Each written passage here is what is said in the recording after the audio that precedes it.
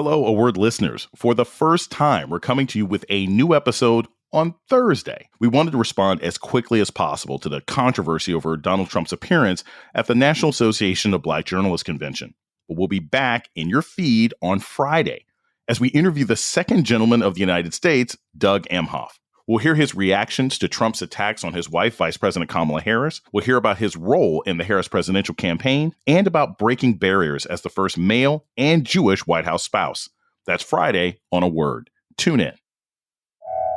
This is A Word, a podcast from Slate. I'm your host, Jason Johnson. Former President Donald Trump sat down for what was supposed to be an interview at the National Association of Black Journalists Convention this week. What actually happened was a stream of non-answers, lies, and insults directed at his hosts and Black people in general. What happened? And why was Trump invited in the first place? NABJ members were caught off guard by this decision. The leadership should have been talking to the membership to explain this is the whole deal, how this came about.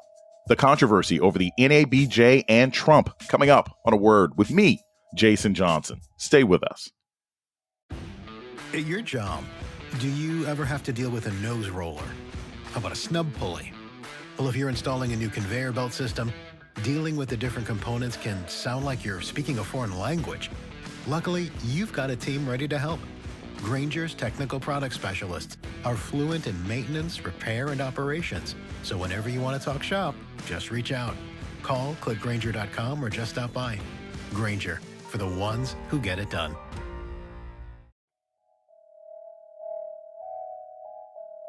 Welcome to A Word, a podcast about race and politics and everything else. I'm your host, Jason Johnson. Former President Donald Trump spoke Wednesday at this year's National Association of Black Journalists Convention in Chicago. And it went, as well as can be expected. Mr. President, we so appreciate you giving us an hour of your time. I want to start by addressing the elephant in the room, sir. A lot of people did not think it was appropriate for you to be here today. You have pushed false claims about some of your rivals, from Nikki Haley to former President Barack Obama, saying that they were not born in the United States, which is not true. You have told 4 congresswomen of color who were American citizens to go back to where they came from. You have used words like animal and rabid to describe Black district attorneys. You've attacked Black journalists, calling them a loser, saying the questions that they ask are, quote, stupid and racist. You've had dinner with a white supremacist at your Mar-a-Lago resort. So my question, sir, now that you are asking Black supporters to vote for you, why should Black voters trust you after you have used language like that? Well, first of all, I don't think I've ever been asked a question in such a horrible manner, a first question. You don't even say, hello, how are you? Are you with ABC? Because I think they're a fake news network, a terrible network. And I think it's disgraceful that I came here in good spirit. I love the Black population of this country. I've done so much for the Black population of this country. That was ABC senior congressional correspondent Rachel Scott asking Trump a question he didn't like. This was just the start of a tense event where Trump insulted the attendees, talked more about Black jobs, and accused Vice President Kamala Harris, a Howard University graduate and a member of the Alpha Kappa Alpha Black sorority, of embracing her Black heritage only to score political points. NABJ leaders have been on the defensive about the Trump appearance ever since the group announced it on Monday night. There have been conflicting accounts of how and why the group's leaders decided to invite Trump, and whether they'd given enough of an opportunity for Harris to appear. It also revived a debate about whether traditional ideas about objectivity in journalism really apply to a leader like Trump, who has a well-earned reputation for lying, targeting journalists in general, and Black reporters in particular.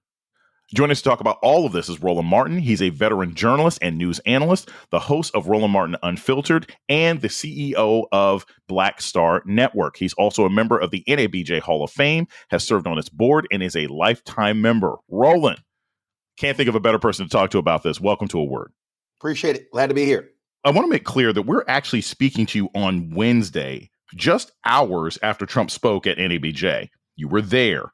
What were you hearing from NABJ members before the interview, and what was the atmosphere like in the room while it was all happening?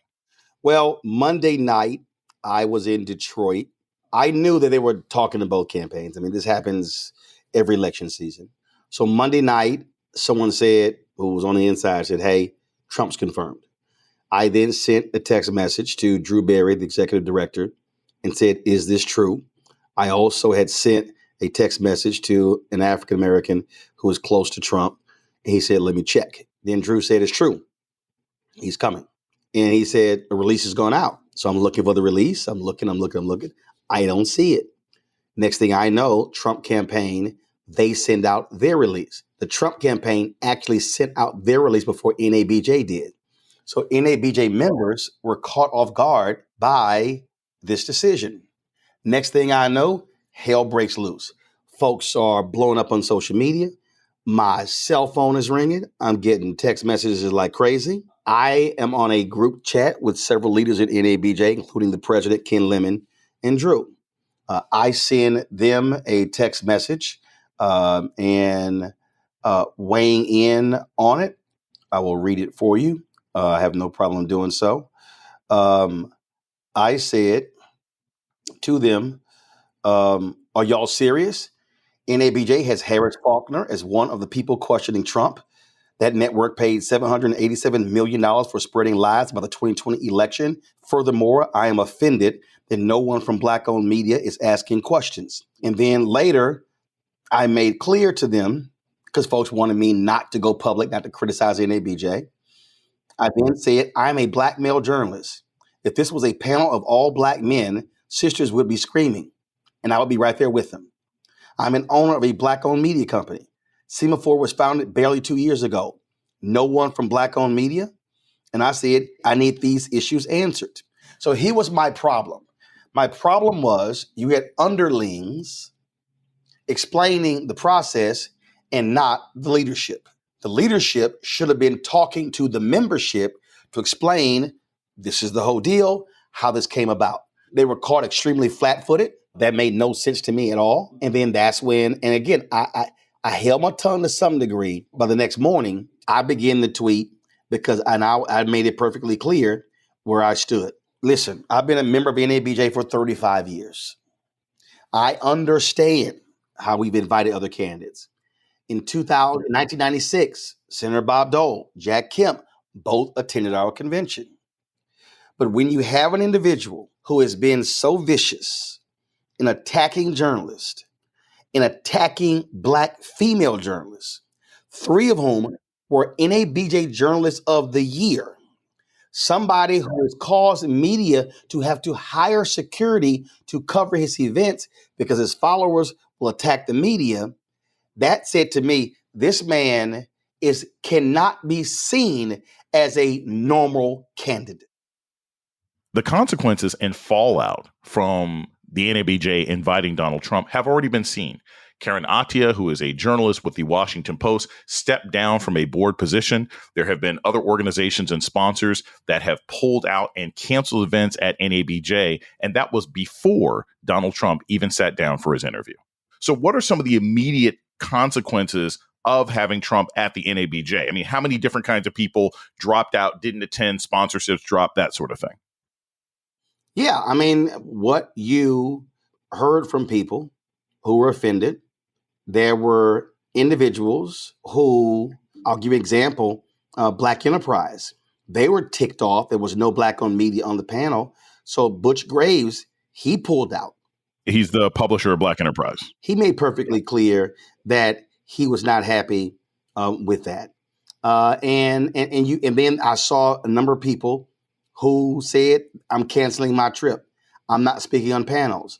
Yes, I'm going to lose money, but I can't do this. And so it was a very real reaction to this. And let me be clear. I understand the argument that Donald Trump is a candidate. We're journalists. We should be asking questions. I totally understand that. And in a normal election year, made sense. Let me remind your audience, 2016, when he was facing Hillary Clinton, he was invited. He declined. Hillary Clinton attended. 2017, he did not attend. He did not speak. 2018, 2019, 2020. So 5 consecutive years, he did not speak to NABJ. And so, again, because of who he is, but what he has done, that I think is why you have seen and heard the visceral reaction, and it is totally understood. One of the things that you've pointed out is you said that the interview format itself was not set up for success. For those in the audience who are not journalists, what did you mean by that? Because the setup was 3 journalists, one from ABC News, one from Semaphore, and Harris Faulkner from Fox News sitting on a panel with Trump. Why was that not a format for a successful interview of a candidate like Trump? Because in the room, it was set up like it was the Oprah Winfrey Show. 4 large plush chairs, so where you can sit back and have a conversation. When Tyler Perry spoke to our convention in 2018 in Detroit, it was a one-on-one, and it was him in one chair, the person questioning him in the other chair. 2004 at the Union Journalists of Color Convention, I was one of the 4 journalists that got to question President George W. Bush. I represented NABJ. You had journalists from the Asian American group, Native American, and Hispanic. How that was set up was Bush was at a podium in the middle, so it was a panel deal. The way this should have been set up, Trump should have been at a podium. They should have been at a table, lined up, literally asking him questions, as opposed to this sort of comfortable, we're going to have a conversation type thing. And let me be clear, that should have been the exact same setup if Vice President Kamala Harris was here. So I disagreed with that particular format because you already know coming in he's going to lie. You already know it's going to be contentious. So therefore, you must prepare the conversation for that. And I just think how it was set up, the construction of the panel, I think it was poorly produced. And what I mean by that is, it's one thing for someone to say, you said this, you said this, you said this. It's easy to say, oh, no, I didn't. What should have happened was, here is a montage of clips of you attacking journalists. Now he has to respond to his own words, and the room gets to actually see and hear the vitriol emanating from his mouth. None of that happened. So I just think it was a poorly positioned panel. Now, let me be very clear. Rachel Scott, correspondent, ABC News, she was one of the 3 people on the panel. Rachel Scott was brilliant. She had clear, concise questions. She challenged him. She pushed back. Her first question, it didn't take him 30 seconds to begin insulting her. He did exactly what we expected. I've already said this. Harris Faulkner had no business being on that panel. No business whatsoever.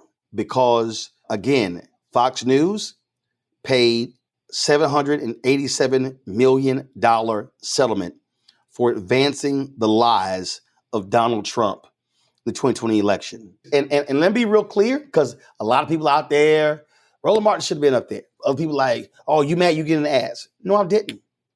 They could have asked any number of black male journalists. So I wasn't pining to be on the stage. I've been on the stage before. I know what that is like, but absolutely the construction of that panel contributed to the debacle that we saw in Chicago on Wednesday. We're going to take a short break, and we come back more on Donald Trump's appearance at the National Association of Black Journalists Convention. This is A Word with Jason Johnson. Stay tuned. Explore the biggest political corruption scheme in U.S. history in the latest season of the Wondery podcast, American Scandal, Teapot Dome. Using vivid and immersive storytelling, American Scandal retraces the bribes, players, and underhanded deals of the Teapot Dome scandal. In 1922, newspapers reported that Secretary of the Interior Albert Fall had leased federally owned oil reserves to 2 of the nation's wealthiest oil barons, Edward Doheny and Harry Sinclair. Fall had made the deals to enrich himself, and all 3 men were charged with defrauding the U.S. government. The scandal, named after one of the oil reserves in Wyoming, would eventually send Sinclair to prison for contempt of Congress and jury tampering. This made Fall the first person ever convicted of a crime committed while serving in the U.S. cabinet. Follow American Scandal on the Wondery app or wherever you get your podcasts. You can binge this season American Scandal Teapot Dome early and ad-free right now on Wondery Plus. Go deeper and get more to the story with Wondery's top history podcasts, including American History Tellers, Legacy, and even The Royals. This is Jason Johnson, host of A Word, Slate's podcast about race and politics and everything else. I want to take a moment to welcome our new listeners. If you've discovered A Word and like what you hear, please subscribe, rate, and review wherever you listen to podcasts. And let us know what you think by writing us at aword@slate.com. Thank you. You're listening to A Word with Jason Johnson. Today, we're talking about the relationship between Donald Trump and the black press with veteran journalist Roland Martin. So Donald Trump has a long and storied history of not just attacking the press in general, but specifically attacking African-American journalists. Here's just a montage of some of the times that he has directly threatened, insulted, or attacked black journalists for just doing their job. What a stupid question that is. What a stupid question. But I watch you a lot. You ask a lot of stupid questions. On the campaign trail, you called yourself a nationalist. Some people saw that as emboldening white nationalists. Now people are also saying that the president. It's such a racist There are question. some people. The same thing with April Ryan. I watch her get up.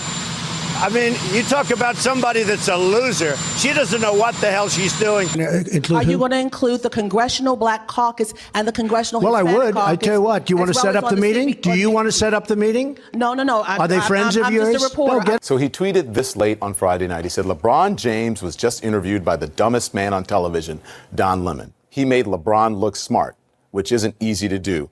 I like Mike. Roland, there's a lot of people who had these direct experiences. As you pointed out, this is Jamel Hill. This is April Ryan. This is Yamiche Alcindor. These are all journalists, some of whom have been journalists of the year at NABJ.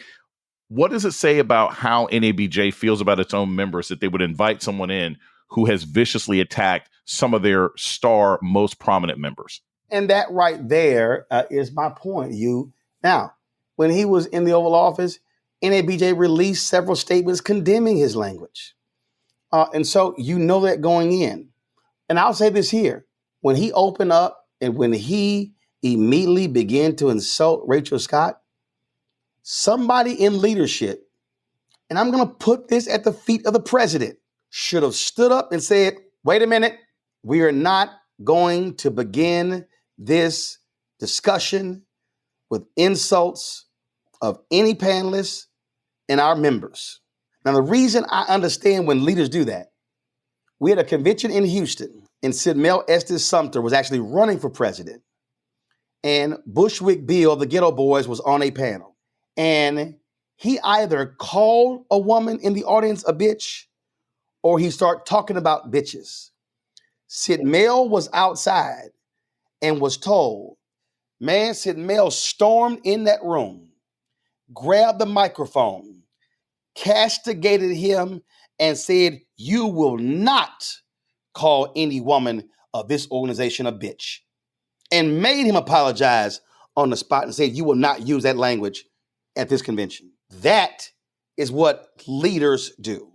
And so I felt our leadership left the panelists out on a ledge by themselves without any help. Then they announced, oh, well, we're going to have PolitiFact fact checking. Where? In another room somewhere?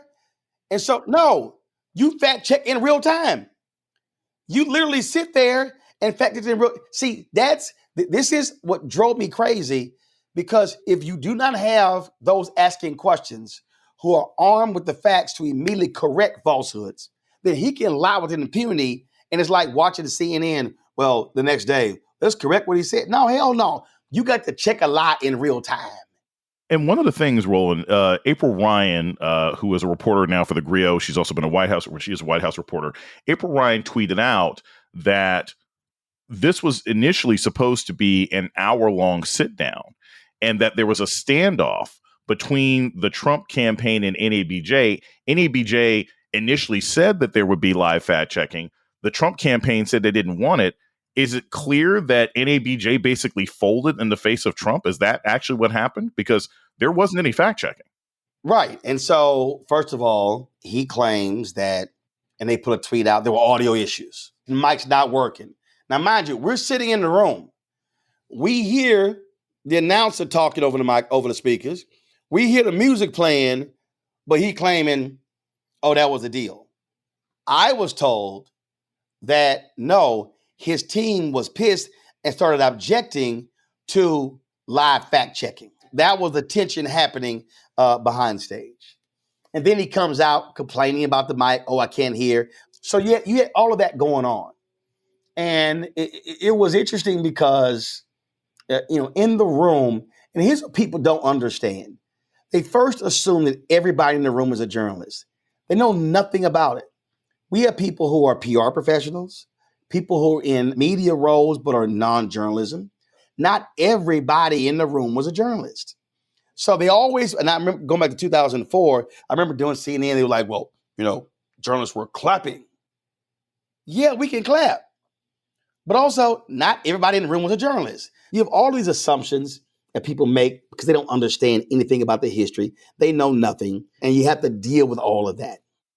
How many people in the audience, because we've talked about this before, the idea that because you did have some journalists in the room, that they would be calling Trump out, that they would be saying, hey, this guy is lying, et cetera, et cetera. Did that happen? Did you see people in the audience get up, walk out, or scream, you lie, during certain moments of the interview? I was on the front row, on the corner. And you may have heard during the deal when he was like, this guy right here, Trump was talking about me. Because it got to the point where I was sitting there going, he lying. He lying. But the lying and the just rudeness just continued. And so I got more vocal. And I was like, that's a lie. That is a lie. That is not the truth. And other people started doing it. A brother yelled, he was probably about 20 rows back. He yelled. Other folk, because when somebody is constantly lying to you, you are not sitting there like, damn it, I can't sit. To me, it's the equivalent of somebody who's an awful cook. Why you keep bringing me a plate? I tried to be nice. I tried to be nice and not talk about your food. Stop bringing me a plate. This ain't good. And so the temperature was rising and folk were getting angry by his just rudeness and mistreatment. And that's why you sort of heard more and more people begin to speak out and yell and comment. We're going to take a short break and we come back more about the aftermath of Donald Trump's appearance at the NABJ convention with award-winning journalist Roland Martin. This is A Word with Jason Johnson. Stay tuned. You're listening to A Word with Jason Johnson. Today, we're talking with veteran journalist Roland Martin about Donald Trump's appearance at the National Association of Black Journalists convention. So part of this is taking a look at what the impact of Trump's appearance at the NABJ might be. There are some that argue that this was a victory for Trump because, hey, he got to walk into the lion's den and look strong to his supporters. There are some who argue that it's a victory for Harris because Trump provided lots of terrible clips. There are some that say it was a net neutral. What do you think the impact of today is going to be for both of the campaigns? First of all, it was a grossly negative impact for NABJ. So we'll start there. I think for the campaign, Donald Trump got what he wanted. His folks love when he attacks journalists. So they got that. They love when he attacked Black people. And also, he got to be back in the headlines. Donald Trump cannot handle not being talked about. So for the last 10, 12 days, everything, Kamala, and he can't handle that. So that's what this, I think, also was about. For the vice president's campaign, there's not going to be any price that she pays for not coming to NABJ. I totally understand and accept why she didn't come, and frankly, I support it. She was in Atlanta on Tuesday with Meg Thee Stallion, more than 10,000 people. Wednesday, she spoke to Sigma Gamma Rho at their conference in Houston. Thursday, she's speaking at the funeral of Congresswoman Sheila Jackson Lee. Friday, she then goes into a cocoon to pick her VP. She offered to speak to NABJ virtually. NABJ said no. Now I got different folks saying, well, no, NABJ didn't. No, that's nonsense. They said no. So she's doing what she's supposed to do. Her VP pick is the most monumental decision that she will ever make politically. So she needs to be doing that. Now, I believe that what he handed, for whatever he thinks that he gets out of what he did with NABJ, I believe her campaign, what he did was he gave absolute fodder to her to say, sisters, women, you see how he treats us? You see the disrespect? You see how he bullies and miles off and how he treats women? I would be sitting here just getting women more pissed off every day between now and her announcing the VP pick. So you can see her campaign was very quick with the rapid response about him coming before he spoke and after. And so even though, yeah, he's getting the headlines, he made himself look ridiculous, and he is now going to have to deal with that reality. And I don't believe that bodes well for independent voters. And what it also does is the constant attacks on this sister plays right into her driving up Black turnout, male and female, because not percentage, but the number of turnout. And that's the key. Throughout 2024, there have been a slew of polls that seem to suggest that there's some shift in where African-American voters may be between the Republican and Democratic candidates this fall. But I've always been skeptical of those polls because of some of the sample sizes, some of the polling, and some of the accuracy. If there was a change in how Black voters might be leaning heading into the fall, would that have justified Donald Trump being invited to NABJ? Here's the problem with all of those polls. Those are mainstream polls. Those mainstream polls, low numbers of Black respondents. On my show, Roland Martin Unfiltered, I have had now 7 different Black specific polls, no 8. I had the Black Census Lab survey with 211,000 African Americans. Howard University just dropped their poll about African Americans' feelings about Vice President Kamala Harris. That dropped on Monday. Black PAC has dropped 2 polls. Black Women's Roundtable, Higher Heights, Black Voter Project. The reality is, in all of these Black polls, where 800 to 2,800, 2,400 African Americans were polled, and of course, Black Futures Lab survey was 211,000. He doesn't go above 14%. Not in one of them, which is totally different, because if you're measuring 800 Black people compared to, in this poll, it's 90 or 120, you're getting a better understanding of where Black people are. And here's the crazy thing.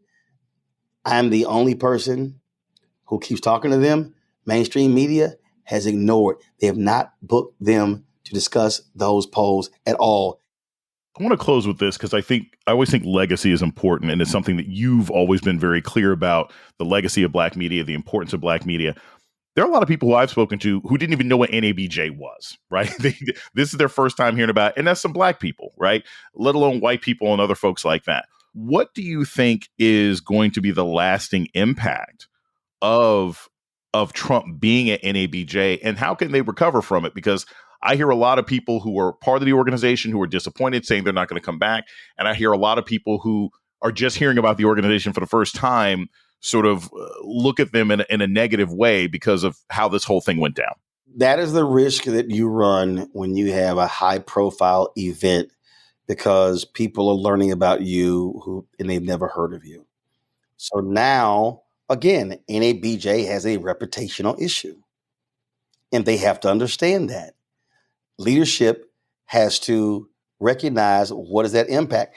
I got a text message from an individual who said, I am going to make sure that none of my clients' money is sent to NABJ until this is fixed. You don't even understand the implications of it until after the fact. See, this is why you have to, on the front end, factor all of these things. It sort of reminds me when Martin Luther King III, Steve Harvey went to Trump Tower after the election in 2016 before the inauguration. And folks are like, the hell y'all do? Steve Harvey caught hell when your base is black and he only got 8% of the black vote. You better pay attention to your base. And that's what NABJ has to understand. You better look at the B in NABJ. That's black. And you have to recognize what that means. And so I hope our leadership understands that and fully explains to folk what happened, what took place, mistakes that they made, and how it should be rectified. I'm not sure if they will do that. I'm not sure that they see that this was a problem. I did run to the president, Ken Lemon, before the session, and he was talking, and he said, "Hey, can you and I get some time to chat later?" I was like, "Yeah, we can do that." I think that conversation will go a lot different afterwards. It would have been a different conversation before he came out, but after what I witnessed and had to sit through, that's going to be a different conversation. And at last point, they are the people who are up for re-election next year. They're going to face some competition. Veteran and award-winning journalist Roland Martin is the host of Roland Martin Unfiltered. He joined us from the National Association of Black Journalists Convention in Chicago. Thank you so much. He is one of my favorite people, a mentor and advisor, and a true historian of black journalism. Thanks so much for joining me today, Roland. Appreciate it. And that's a word for this week. The show's email is aword@slate.com. This episode was produced by Kristie Taiwo-Makanjuola. Alicia Montgomery is the vice president of audio at Slate. Our theme music was produced by Don Will. I'm Jason Johnson. Tune in next week for a word.